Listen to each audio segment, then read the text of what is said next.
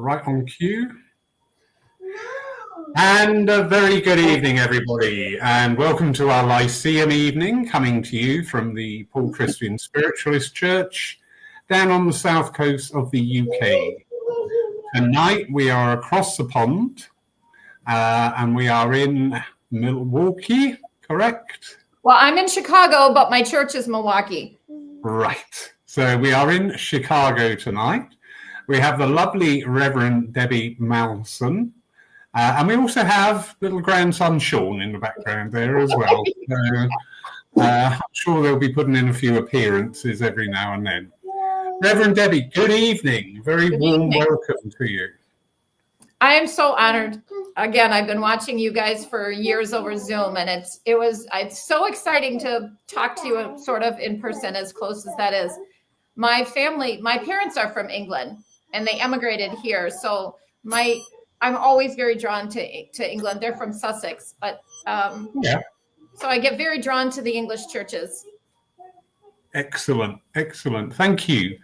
And obviously, we've seen your name coming up in comments and likes and things over the time, and it was not until recently it was sort of like, well, hello. What are you? What are you about then? Let's find out. So for me, you come on at 5 a.m. on a Sunday. Wow. So I can watch your service and then still do mine. Brilliant. That's dedicated. So tell us a little bit, firstly, about yourself, Reverend Debbie. How did this path to spiritualism, mediumship open up for you? Well, I always, all my life was sort of mediumistic, and then about 15 years ago, I found that there was a belief system behind that. I was looking at churches, going to Orthodox churches and sitting there and it just, nothing against anything. It just didn't do it for me. And then I found a spiritualist church, and I sat there the first day and thought, yep, this is it. This is what I believe as well. And started down that path, became ordained and other credentials within our organization. And so I've been leading churches for probably about 11, 12 years, involved for about 15. So absolutely love every minute of it. Absolutely love it. Very much believe in the philosophy. I listen to you. You talk a lot about not losing the philosophy of spiritualism. And I am of the same mindset. Yeah. The philosophy is it's the whole thing. It's the whole package. So it is. And it's a natural evolution. I've been pottering today with the Christmas things coming up. And just these little thoughts, the thoughts that pop in and flow through. And I was thinking about the evidential mediumship that we practice within our churches, centres, one-to-ones, whatever the venue. And I keep thinking, well, what now? Yeah. What now? Because I do think to a degree that we've become stuck on a wheel sort of thing with the messages over and over and over again. And I'm not decrying the value of the evidential mediumship, obviously. However, what now? Mm-hmm. And the philosophy opens up a wonderful doorway to that. Well, what now? Mm-hmm. I think that as well. And it's such an instant age, and the mediums that develop now, they want to be like hanging a shingle, in 2 months, and they think, they learn the mechanics of it and they're all ready to work and make money. And, and even with the messages, if they can't go Google that person, right, then is it real? And sometimes you get a general message from spirit for someone, and you can feel it's someone that's around them and that loves them and watches over them, but you can't identify that it's someone they could go Google, or physically remember. And yet the message is so vital. So I see that also even from when I first started just 15 years ago to now, you see it's very instant. It's just very instant. The people that come through just seem to want to go really fast with that. I may have been the last section, at least within our organization, where I'm with the NSAC, and I came up slower, had to go through all the paces, and now it's just so instant. So yeah, I don't know where it goes from there. I agree totally. I'm actually sorry. I got caught up in something you said. Okay. Hanging a shingle. What? Oh, sorry. So wanting to work privately for, have clients that sit and make money from what they're doing. Sorry. Oh, okay. No, that's how we know. I love it. Because where we now work online and internationally, I absolutely love it. And I always try and take opportunities to pick up thoughts and differences in different countries, because this will be used as part of the evidential trail at some stage. So I'm looking forward to when that comes to mind. Yeah. Yeah. But yes, I agree with you. It is but that's life in general, isn't it? Everything is designed around speed, and we've got all these wonderful labor-saving devices and all these wonderful apps and everything to save us time. But what are we doing with this time? Because I don't notice it. Yeah. Well, and so much of development, spiritual awareness in general, but communication development is just sitting and being quiet and taking the time to do that and learning to listen to the other side. And, to get people to realize you need to do that on a regular basis. You need to do that ongoing. You need to do that for a while. You're going to have all sorts of different things that are going to come up when you do messages, and you can't just learn the mechanics of it and then be ready to go. There's so many other things to learn, and there's just a very general, at least where I am, wanting to right away do something where they can make income off it. Yeah. And that is becoming more and more of a burgeoning thing, but not just in mediumship. Yeah. I'm seeing advertisements for when we start going out into the realms of spirituality, to run your own cacao sessions, to run your own drumming session, and doing all these things. And I always think, if you neglect, hello, Sean.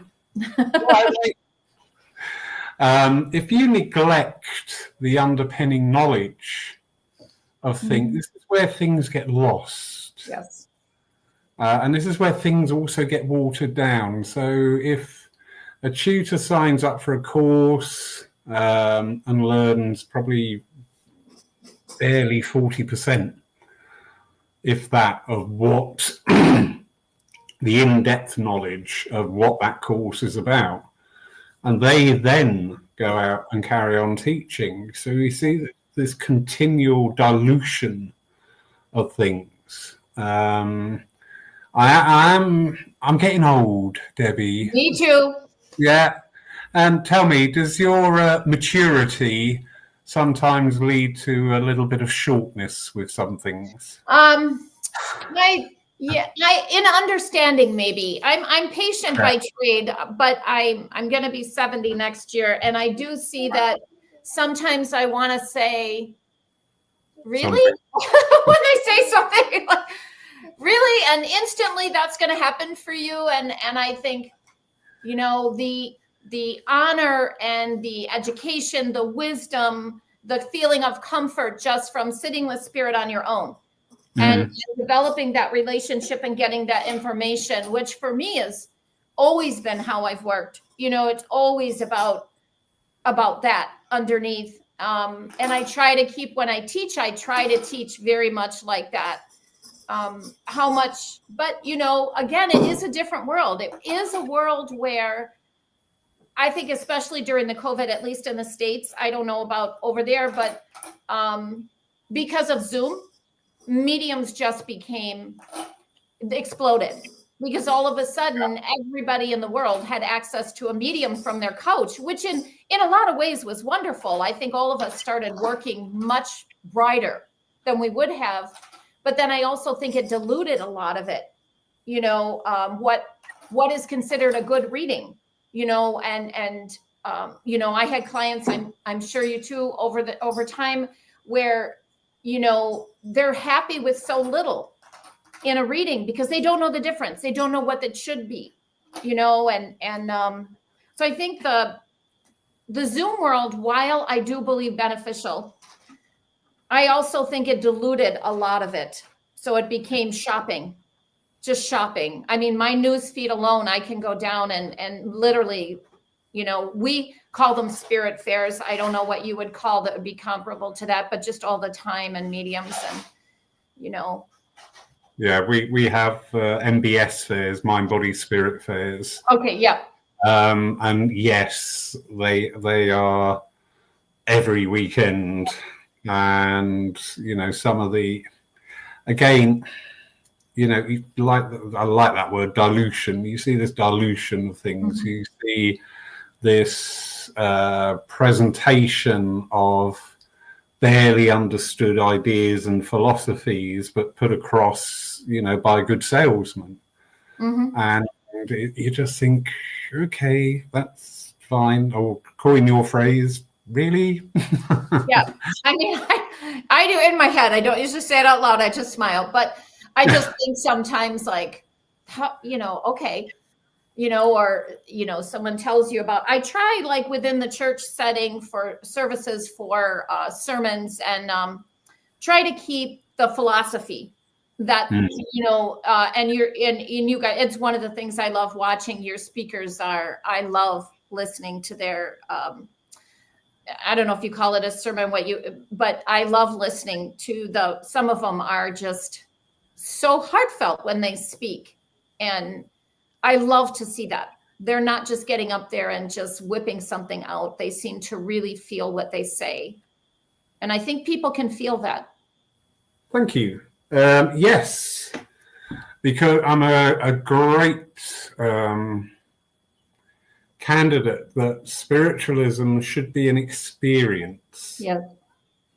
Yes, we can read books. Yes, we can see some of the old greats on YouTube and places and watch reviews, but nothing beats the actual experience. And I know when our demonstrators are, and we all work in that altered state to some degree or another, mm-hmm. that you can feel that presence start to come in. And I often look around the church and I know when somebody's really because people shut their eyes. Now, they're not asleep, I guarantee you. I know, I think so. They're not fast asleep, but they just shut their eyes and just immerse themselves in following that word and following that thought. And it really is beautiful to see. It is. It is. Your mediumship sessions, so in England, you do indirect mediumship. Yeah. Within the NSAC Spiritualism, which is what I'm chartered through, we can only do direct. So a little bit different. You have one medium that kind of does your message portion. Our churches are teaching churches. So our mediums that are learning, if they're enough to connect, they get up and try so everybody will do one or two messages. So you may have 2 mediums, you may have 6, they'll each do 1 or 2 message, and it has to be direct. So for us, we have to go. So just a little, I think you guys go longer with your messages, which is, I compare both sometimes, you know what I mean? Like what is really better for the person receiving to get more people have messages when they go home, or a few people, but have a really resounding message. And, you can argue both ways really. But we have one person who visits who's actually from England, was trained over there. So that person does indirect messages. And I think it's wonderful for the congregation to see that style of mediumship and to know that there is different ways of doing it. Yeah. Yeah, very important. I like what you say there about the length of the messages as well, because as a norm, we want to aim for about 7 to 9 minutes as a norm. Mm-hmm. However, more and more it's coming in that we have put so many barriers up in front of spirit Yeah. So many demands. You will do this, you will do that, we will do this. And those are starting to fall away. It was like the address, the inspired speaking part. Again, once COVID had happened, we had to change things. And one of the changes was the service time was reduced to an hour, where the industry standard always used to be an hour and 20 minutes. Really? Okay.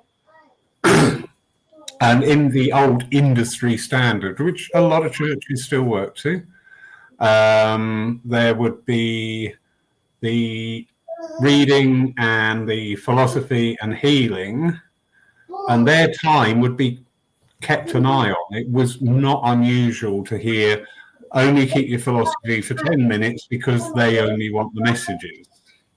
Yeah.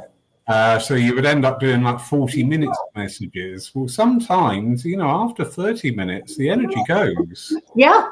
Yeah. For whatever reason. I agree. Yeah. I agree. And I try to keep within an hour. I mean, again, doing it for so many years, you find what works and what doesn't work. And for me, and again, over here, an hour is really a good service time. I usually, ballpark is the first part of the service, meditation, sermon announcements, that sort of thing, within probably about 25 minutes, 30 minutes sometimes, and then the other half hour for messages. But it is sometimes, I can kind of feel the energy just kind of go flat. And I just think, oh no, we got to get through a few more. And we have I'm very, very blessed. I have a lot of really wonderful people that are developing. And I've had years where I don't have anybody, where it just works, so this is really nice that there's so many people that want to develop. And I'm so grateful for that. And I encourage and want them to get up there and try, but finding that balance is, that you have to give the evidence, and that's fine. I agree with that as well. But there are times when, the person's shaking their head and they have no idea, but the medium is coming out with this message that you can feel from the medium. This is a real message from spirit, and I try to tell people after, don't write it off out of hand. Take that with you. You just might not be able to remember that person right now, but take it with you because that message was for you. And that's where I get into that Google philosophy. If they can't sit and Google who the medium was talking about metaphorically, and I think there is information that comes from the other side. And sometimes it's really hard to really define what loved one was watching over you, what friend was that you touched their life years ago and you don't remember them, but they're watching over you and they're bringing this message, and the medium will start saying this description and the person's like, and I feel so bad for the medium, like, just keep going, because I can feel that they're connected. I can feel they're going to come out with something. But it is hard to keep a balance. Yeah, very true. Just going to go a quick few hellos to wonderful people. So we have Kerry's wide awake. That's nice to hear. She's my friend. Sorry about that. We've got the lovely Marion Frisbee in, Julie Caswell, Esmeralda from Holland, Maggie Baker, Sharon, good evening. Margaret, hope you're all right, my darling. Elspeth, right up in the Shetlands. Blue from France, good evening. And Mary Danieda, forgive me if I pronounce that wrong. So just quick hi to everybody there. So tell us a wee bit about your church physical. What is an average week for you? So again, this one is just almost a year old because again, I thought I retired. And then the church that I was a part of before for so many years, and we were doing really well, it fell apart. And the members really missed that. And so I started this reverse commuting thing. And at first it was like, we'll do it for a minute. And then it just became more. So we are now renting a space. So the Morris Pratt Institute is the educational center for NSAC Spiritualism if you want to be ordained, certified medium, any of those things, your education comes through through MPI. And it just happens to be located in Milwaukee, which is great for us. It was built in the early 1900s for this purpose. It was originally a school. Of course, that kind of went away, but it's still kind of the hub for mailing things out, etc. So we rent a room upstairs. We started renting that in June. And I go down. We have service every Sunday morning at 10:30. Okay. And then every other Saturday, I teach a class there. Mm-hmm. And then we have a circle of some sort after the class, either a healing circle or a mediumship unfoldment circle. I have wonderful, wonderful people. We have right about, give or take, 20 people that are so consistent and so supporting of this, of wanting this to stay and work, that I am just very overwhelmed with that. They just keep showing up every week. They come to classes. They are amazing. So I am very, very blessed about that. Yeah, that's true. Am I hearing tones of Baby Shark coming out of? I'm sorry about that. I just heard a few notes and I was going do do do do do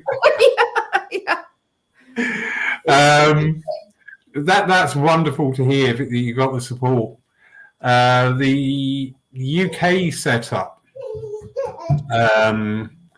Again, since we started going out online and reaching people, and as we're seeing tonight, even on this night, we've got people in other countries in Europe and America now, which is wonderful. And it's getting that understanding that we've got very used to British spiritualism, how it operates, how it unfolds, what it does well, and areas where it could really do better. And it's so interesting when we start talking with people from different countries and hearing the different approaches to the philosophy of spiritualism. We have the wonderful Reverend Ron Cox from Florida on a few times.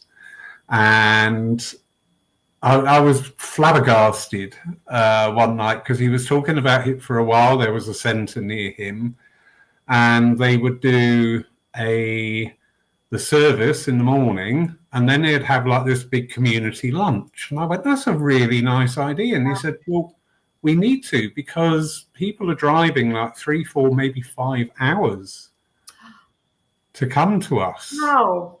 Yeah, but we then realise, because our mindset is governed by our country. So if we were to say going up to Edinburgh, which is 450 miles, to us, that is like, ooh, that's a big journey. Wow, I've got to plan this.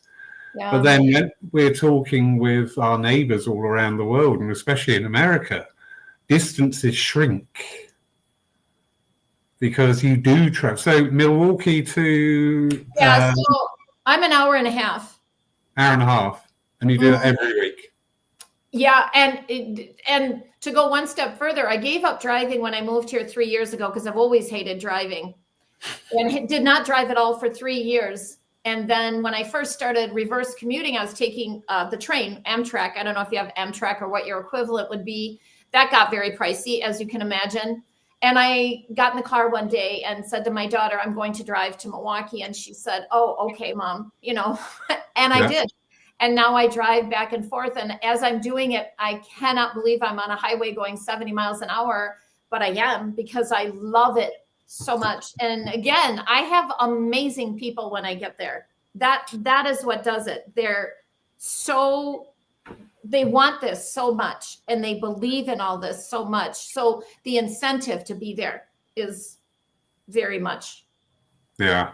But yeah, it's. So that's a 3-hour journey time, and you're doing that, twice a week? No, I'm doing it. So when I go every other weekend, MPI has an apartment built into it, because 100 years ago, the principal directors lived there. He lived in the school. Yeah. So I can stay overnight in that apartment, which of course is empty now. So I go Saturday morning, and then I teach and take appointments after that or whatever is needed, so that I'm accessible to people, because that's their access to me, is that.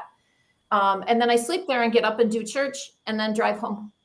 Wow. And the opposite Sunday, I just go in, do church, and come home. I don't know. I never planned it. If someone would have said a year ago, this is what you're going to be doing in a year, I would have said, no, I'm not. That makes no sense. And here I am. Yeah, I know that. Never say never. Yeah. People used to say to me, here, you'll be running this church one day. I went, no, I probably won't. And then one day I was like, oh. Yeah, I know. I said, I'm done. No, I'm done. I'm old, and, got to have the younger people in, and all of the things. And I never for a minute thought I would be back 3 years later doing this, 2 years later, actually, because it's already been a year. I started a year ago, but never would have thought that either. I mean, just would have said flat out no. And yet, here I am still looking for younger people that want to learn and take it over. Like, that's still my main mission is, okay, we've got this going. Who wants to really learn it? It's, but not everybody, has that desire. Yeah. Yeah. And that's interesting to hear that we have that similar battle cry. Yeah. I was brought up in the movement, and it was always, we've got to get the younger people in, but then we've got to look at what we're doing. Yeah. And is this attractive to younger people? And I don't think it is. I mean, I think the church format, will need to change for, the 40s and under. They're very busy. They're very busy. They have families. Sunday morning church sort of business is just, it's just not going to appeal to them. And I tell them, when I have younger people and we have talks, and I say, you guys have to find a way to keep this philosophy going, because this philosophy can change lives, and it is real and true, and it matters. It has to be taught the right way. So you have to take the time to really learn it, and not just, in one night, yeah, I got this. Really learn it, really be able to teach other people how this is very life affirming. And this all came through mediums, which is one of the great things. Very often when I'm writing sermons and even planning classes, I go back to the original books, the original, for us anyway, for the American spiritualism, the late 1800s, early 19, and I go through their books, what they really thought. Emma Harding Britton, who actually is considered in England a big one for you, but I love her. She's one of my favorite spiritualist women. Yeah, because, we're just going to quickly touch on a few comments and a quick hello. Lovely Matt Harris. Hello, Matt. Nice to see you, buddy. Seems Baby Shark is in the ether, so that's nice. Thank you, Sharon. Good questions. Stacey, how do you feel? That's another friend of mine. Sorry about that. No, goodness me, don't apologize. She may not be a friend once you've read the question. How do you feel we should move ahead to bring a universal spiritualism to make the movement large again? Good question, Stacey. And I think that's towards you, actually. I think she's asking towards you. She knows how I feel. What do you think? Oh, did she? Oh, okay. Put me on the spot. It's not my show, Stacey. How do we feel? We need to be of today's world. And this is from my perspective of British spiritualism. All right. We need to be more of today's world. We need to integrate our teachings, our philosophies, and giving something of value that people can take out and use in today's world. We could do with losing the reliance on the message all the time. The messages are important, all right? They are important, but they should be a stepping stone to other things. We're working, really interesting question for working mediums out there.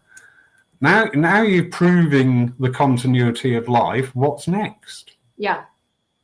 And I think that's a question we need to be asking ourselves. Yeah, I agree. Again, incorporating it all in, in teachings and teaching every day. For me, a lot when I speak, sort of my sort of concept or structure, if you will, is I try to take everyday life and put elements of how and put spiritual tools in there, tools we learn in everyday life things, because to get up and talk down to people is totally a waste of time. They're tuning you out. You're talking spiritualism over here, you're talking your life over here.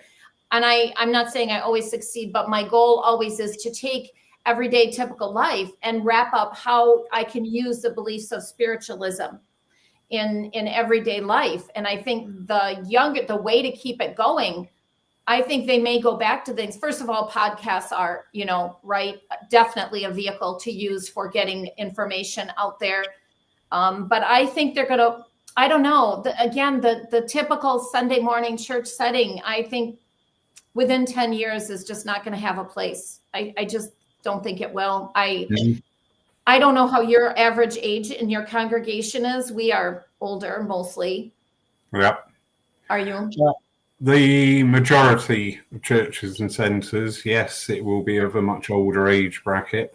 Yeah. And this is not bragging or being big-headed, we are fortunate here. We've got a very good cross-section because we do things differently. We will shake up the services as well. We won't just punt out the divine service week on week on week. We have what I call a Lyceum service. So the demonstrator, instead of the philosophy, will present a historical or a different facet of spiritualism for people. I'm doing revival service, and I'm loving them. No, what is that? Where we will practice things that we don't see anymore, like flower sentience, psychometry, photo readings and things like that, because this used to be in our heyday when the churches were full and standing, and then because of various edicts and principles handed down from some organizations, they were all shoved out of the way just for mental mediumship, which I can understand. However, it's created this almost an addiction with some people to coming along getting a message, and other people, they hear a message and they go, okay, that's interesting, so what else do you do? And that's not being sated. That is just not being sated. Well, I will sign you up in a workshop and teach you how to be a medium. Well, I don't want to be a medium, I just want to know what you do. So I think Karen.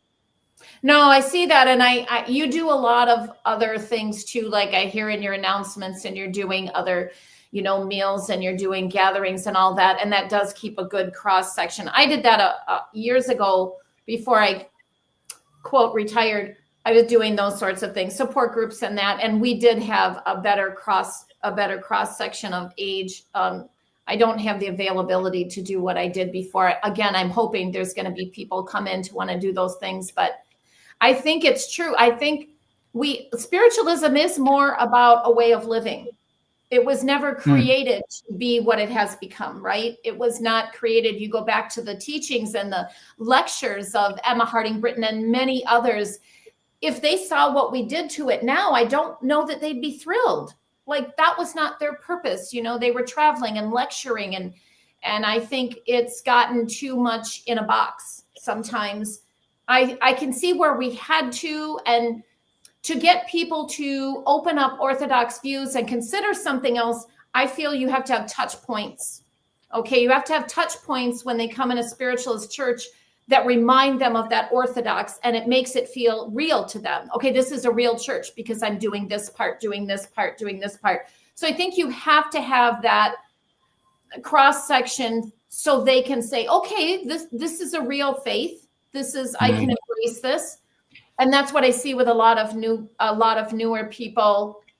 We get a lot of newer Catholics, and so they're used to confession. They're used to a lot of structure, and then they come in, and sometimes they're like, this just seems too easy, too open. There's no real rules, and that's actually hard for them. We teach personal responsibility. it's much easier to give your poor choices to someone else. In spiritualism, we're like, that's on you, own it and move on. And that's hard for some people. So I think a lot of talks with our generation and maybe the 40 somethings need to take place, and we need to listen. Us older ones need to really listen. I'm not saying we can do what they need. I don't know that I'll be able to. I do what I do. I don't know about you. I don't think I could really change much of what I do anymore. But I'm more than happy to step aside for someone who can keep spiritualism alive. Yeah, I agree. And that's a healthy attitude. And I think that's something we may want to look at, certainly in the UK. Working with our wonderful friends in Europe, I find there's this huge thirst for understanding, which is wonderful. It's great energy to work in. And I say to European colleagues, you've got a real good advantage here, because you can look, because they practice what they call English mediumship, which I find quite funny. Really? Yeah. But I say, you've got this really wonderful opportunity here, because you are still young, you're fresh, you're innovative in what you're doing. Mm-hmm. So you can actually look at the UK spiritualism and look to see what we do well. Mm-hmm. And also look where you can improve. Yeah.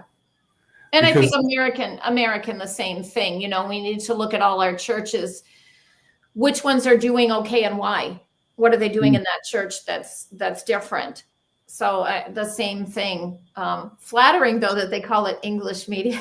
What do they mean by that? Like, generally speaking? It is just the style that English mediums work in. Yeah. Because again, pre-COVID, spiritualism wasn't very well known or understood. It was very insular. Even today, places like Germany, it's not publicly advertised. It's word of mouth. You've got to be in the loop. Yeah. Somebody I know hires this, and it's fantastic. They hire this place in the middle of the forest, and it looks like Euro Disney Castle, and it's amazing. Mm-hmm. And it is very on the healing energy, and very much working on that. And the times they're out there, it's not advertised. It's word of mouth. And I think that's lovely in a way. How do they do? Do they do very well? Really? Yeah. I love because that. Again, the internet has been a very good friend. Like everything, always a double-edged sword. It's great that you can go on any night of the week. You can go into a message-only service, or a divine service, or a circle, or maybe a discussion group. But then again, we're coming back to the issues with people's understandings of things. People are very too quick to pick up on an idea and run with it. Mm-hmm. And you haven't got the fundamental understanding of what you're doing. Yeah. So it just ends up a little bit. The other skill set that I think is equally important that gets undersold is you have to like people. Yeah. And that you have to like people to want to. I can't stand them. You like people. I've been watching you for years. But, I think it's an undersold trait that you have to have for this. I really do. Mm-hmm. You see people, you are going to have all sorts of people. People that are attracted to spiritualism are sometimes very vulnerable. They're grieving, they're questioning. They don't fit in other places. They can walk in a spiritualist church, and it's okay to be outside the box, right? And you have to have an understanding, a tolerance, and a true acceptance of that. And I think that what I have seen over the years is people that have come up, that have stepped in, at least in my experience in my church, that want to do this. And they think they want to do this, and they get caught up in maybe the admin part of it, or the 1 hour a week I get to be up there, but they don't really like people. You're never, and I know it sounds oversimplified, but I see it and it shocks me. Like, what made you ever think this would work for you? So I think that has to be, you have to have that in your personality to start with. Yeah. And I don't know what your structure of governance is like in your churches, but in the UK, I'm a very firm advocate that it would be an amazingly good idea to form a board to look at our structure of governance, and is it applicable today? Because we've adopted a model that's over 100 years old. Mm-hmm. And this is my personal opinion, it is not suited to today's world. We haven't got access to 8 or 9 committee members who can devote that time, because this structure was set up at a time when, and this was the world then, so, it's not an offensive remark. The husband went out and worked, and the money he earned paid enough to pay the mortgage, pay the food, pay for everything, and the holiday. So the wife could be at home. That was the world then. Yep, it was. Agreed. So we had this reservoir of millions of people with time on their hand that would step in. And it wasn't just in spiritualism. We see this in all the organizations. Mm-hmm. There was this huge availability of people with the time and with the inclination to do it. And today's world, we haven't got that. Agreed. I agree. I see the same thing over here. On paper and in the bylaws, our structure is supposed to be, you can have, you have the pastor, and then you have at least 5 people on the board. And in this day and age, finding 5 people to fill those positions, and then they have no time or real interest. They'll take the title. Some of them take it because they like titles, but they don't have the time to put in. And you have 1 or 2 people doing everything. Like, it seems to me you do pretty much everything within your church, listening to how it all works. I feel like you do. Do you have a board in your church, or is it just you? We have trustees. We changed to being a charity in 2024. And the reason was for the security of the church, because we own the premises. And again, we were operating on this committee basis, and then the membership. And again, this is an observation. This is not a criticism. I can't say that word. We have to be very careful with membership of churches, because if you are an independent like we are, not affiliated to any other organization, theoretically, you could have a very aggressive takeover of the committee, which would then, they had the power to dissolve the trustee board, and they could change, they could walk in and just pick up the keys. Wow. And that was always my biggest fear. Yeah. So we've switched now to being a charity. So at the moment, we should have 3 trustees. We've only got 2. That's fine. And we rushed. We got people in. Didn't work. That's fine. So we've got the trustees, but the trustees are governed by the operating instructions of the church and the trustee law. So it's much more secure. Okay. And as I say, because we do see it, we have a season in England when we have the AGMs going off in churches. And I know AGMs, the annual general meeting. Okay. And I know a lot of these go well. I know a lot of these just happen and everybody's happy and job done. Unfortunately, there are also the ones where somebody, and generally because they haven't got what they wanted from the church, they tried to bring something in or do something, and they were rebuffed by the committee for whatever reason.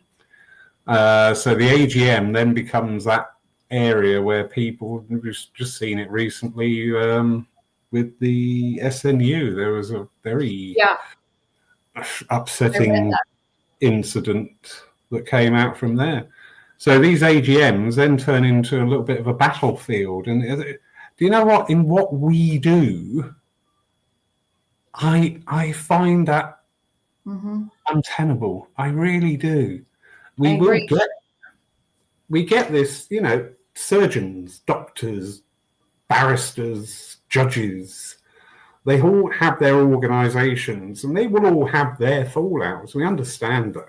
You get 3 people in a room, you've got 2 different opinions, so then the battle starts, sort of thing.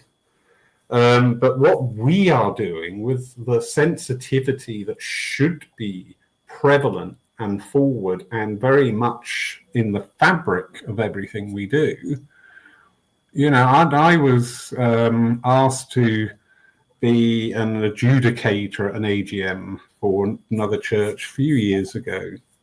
And I said, well, I don't belong to your organisation, but I'm happy to do it. Yeah, okay.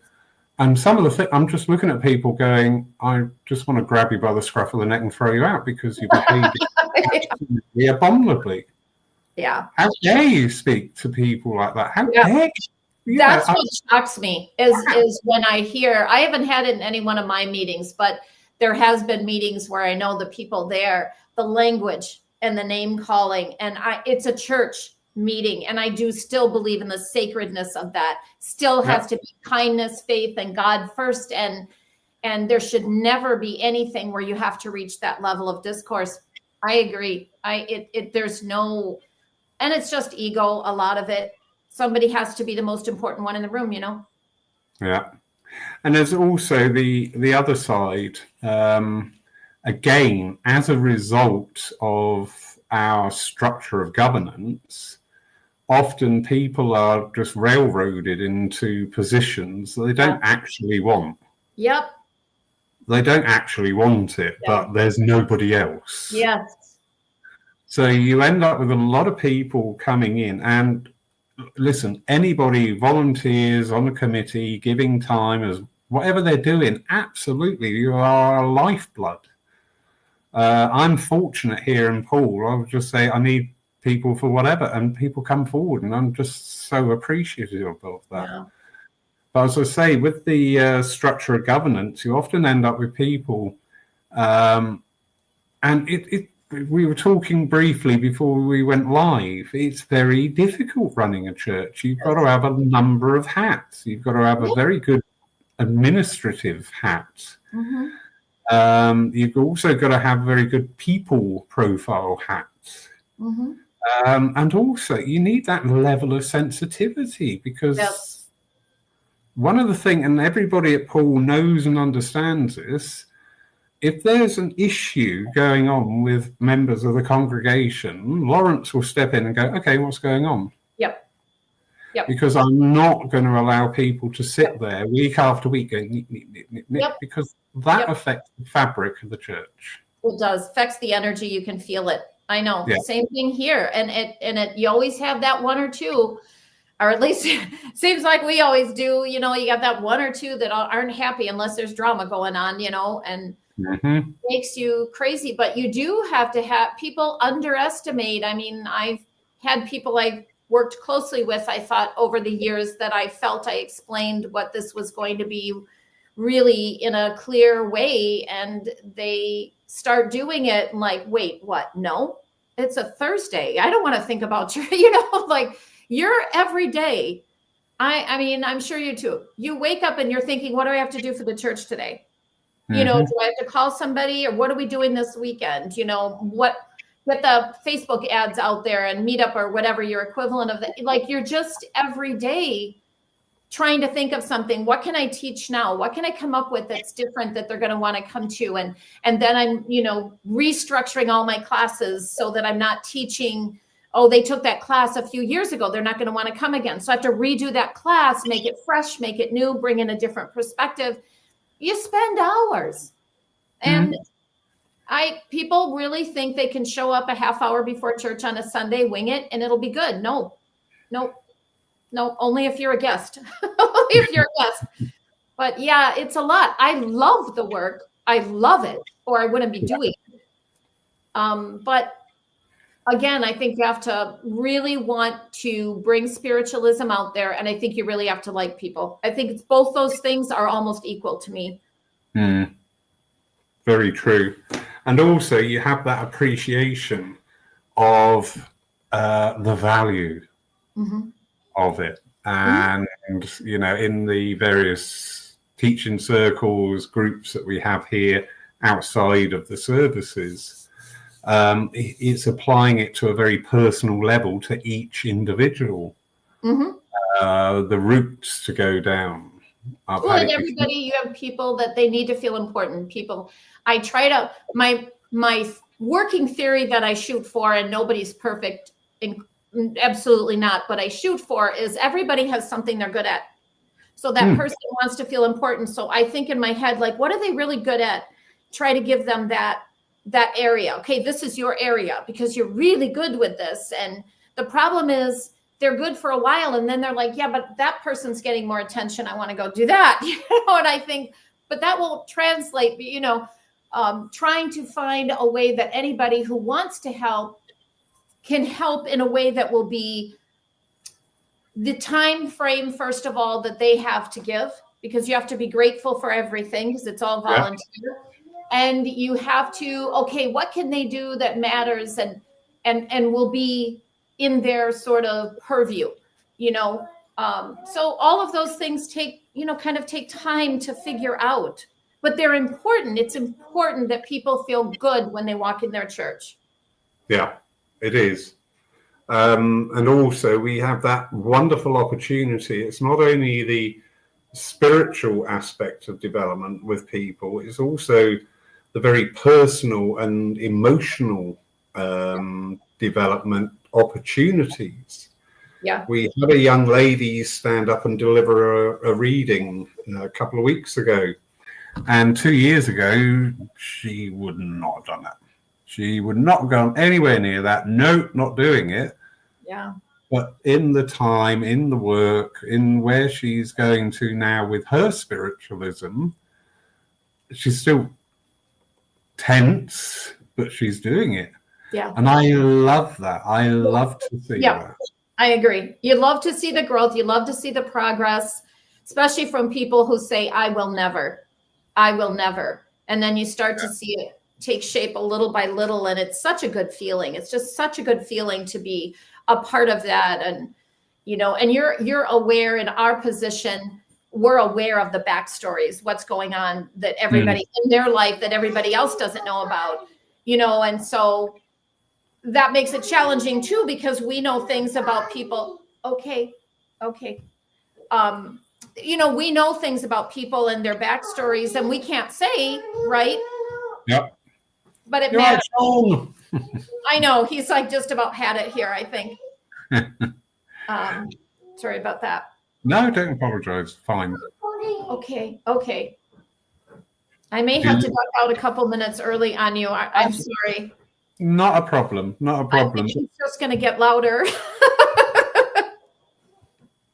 But that's very true, isn't it? Because and it's getting people, but also people in our position, the confidentiality. Hello, mate. Is very paramount. Yeah, it is. It's important.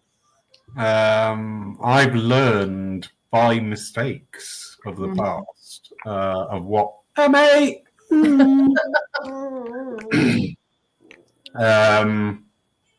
Yeah, not intentional, just. No, I know. We've all done that. You think you're hoping and. Yeah. Yeah. No, there's this whole fabric, this weaving together of understanding, practices, abilities. Again, I'm sure you do this. People will walk in and they go, hi, and you go, how are you? And they go, fine. And you're thinking, no, you're not. Yeah, you do, but you go with it. You go with the fine because, you know, that's what they're presenting, but you're aware of that you're aware of what they've had this week, you know, and yeah, it's kind of like I mean, I have 6 kids and 5 grandkids. Okay, I'm just that person. I'm just a Mother Earth. I enjoy all of that. And for me, I think part of why I love pastoring so much is I love having all these children. I tell my adult kids, I just have all these children at church. And it's such a compliment when I say that, right? Because I care about all of these people at church and all of their things that they're going through, like, you know, and it's just kind of you're caretaking all the time. And I love that. Like that's one of the things that appeals to me is I love that. I love doing that. I love, you know, being there for someone when they, you know, when they need it, when they're in crisis. And this is part of the function of a church. Absolutely. Surely, you know, it's part of the function of the church. Mm-hmm. That's what we're about. How's Sean holding up? Right now, running through the house. So take the win out of sight for a minute. Take the win. He's 3. You know, what are you gonna do? Yeah, whole life ahead. Wonderful. How wonderful. We will take advantage of this pause and see you got your hands full, my darling. It's so good of you to give up this time. Thank you. Again, it's an honor. I've listened to you guys for since 2020. And I feel like I know all of you. Like, I feel like if I ever get to England, I'm walking into that church. I'm just already going to sit down and feel a part of it because I watch it all the time. And I watch a lot of your Lyceums. And so thank you for all you do and all your church does. It means a lot to me, and I'm sure many other people. The church is the people. We've got the Christmas fund is just going to be really launched this Sunday, but it's already out there. Yeah. And already over a third of the money has come in, but people from Europe. And I'm just like, isn't that great? Yeah, that's awesome. Absolutely. That's fantastic. I mean, that's when you just start to really realize, you know, we started in the beginning. I always have to have some sort of food drive going. So we were this little beginning, but I'm like, we have to have a food drive, right? We ended up with so much food. People were bringing in so much food. And we connected with a food bank now, but it was just amazing to me that how quickly and with such a small group, we just had this enormous amount of food. It was wonderful. Yeah, no, it always does. We do have a little comment here. Lovely Maggie Baker. She's just saying, observation there. Sometimes those at the top of certain organisations forget that those of us further down the chain are volunteers and do things for the love of spirit. Mm-hmm. It is, isn't it? It's I have to keep reminding myself constantly, and it's my little mantra, Lawrence, they are not you, and they are not going to do things exactly the way you do, so shut up. Yeah, I have the same mantra. And thank you, Maggie, for saying that. That is always something we need to remember. Yep, I have the same mantra. I'm a very A personality with a very high bar for what I do. Yeah, absolutely. Reverend Debbie, absolutely lovely meeting you in this way.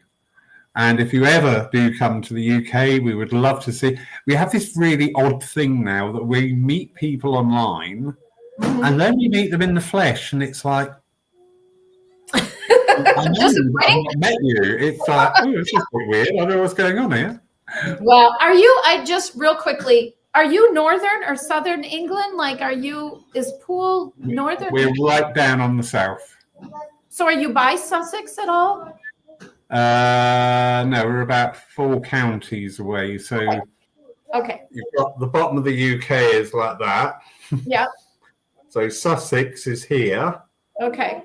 And Poole is about there. Okay.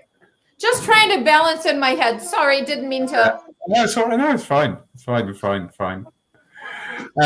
Absolutely lovely. Thank you so much. And again, great pleasure to meet you and the lovely Sean. Yeah. Thank you for being patient about him. That's all right. That's absolutely fine, my darling. And I'll be watching tomorrow morning. Brilliant. Thank you. That's what we like. You take care, my darling. Lots of love. All right. And there you go. Strength to strength. All right. Thank you. Thank you. Thank you, everybody, for joining in tonight. It's been wonderful to see so many people in, and hope you've taken some things away, some thoughts, and if you agree with them, great. If you don't agree with them, great. Absolutely. This is what these evenings are about. So, lovely Sharon there, fabulous discussion, very important points raised. Yeah, I'd like to bring up the real stuff that we face, and put it in a way that people can talk about it. And also it's very good because sometimes we have a thought and we think we're the only one thinking that way. And then when somebody else says it, you just think, oh, it's not just me then. Oh, well, Reverend Debbie's gone. Thank you, everybody, for joining us. Remember, you can watch live our service from Paul Church here tomorrow morning. And that's 11 o'clock GMT. So American friends watching, I'm afraid that's 5 hours behind, but you can watch it on catch up later on. In the meantime, on behalf of Reverend Met, who's had to go, I think Sean's probably demanding a bit of attention, which is fair enough, and myself, thank you for joining us, and we hope to cross paths again in the future. So a very good night, everybody. Good night.